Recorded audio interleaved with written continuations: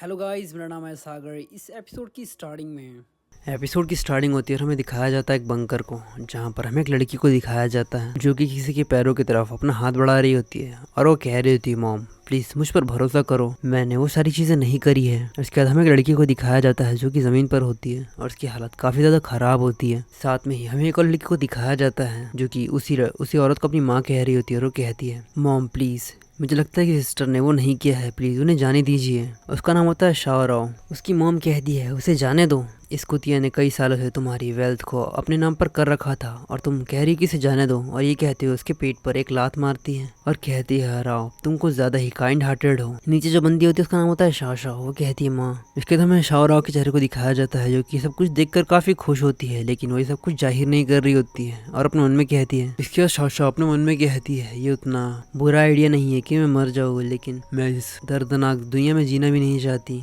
मैं कुछ ज्यादा ही बेवकूफ थी कि मैं इन सारी लोगों का चेहरा अपनी आंखों से नहीं देख पाई कि वो कितने क्रूअल और इविल थे। उनकी इच्छाएं और उनके इरादे कुछ ज्यादा ही गलत थे।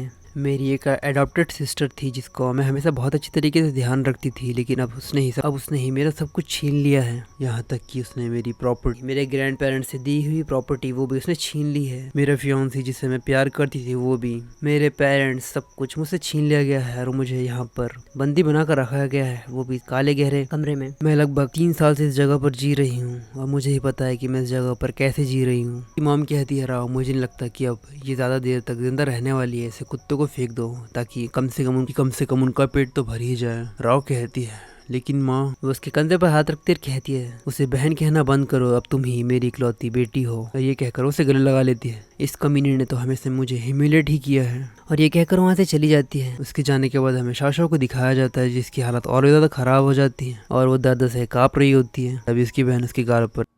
तो ये एपिसोड यहीं तक। अगर आपको एपिसोड पसंद आया तो प्लीज़ इस एपिसोड पे लाइक और कमेंट करके ज़रूर बताइए और चैनल को सब्सक्राइब करना ना भूलिए।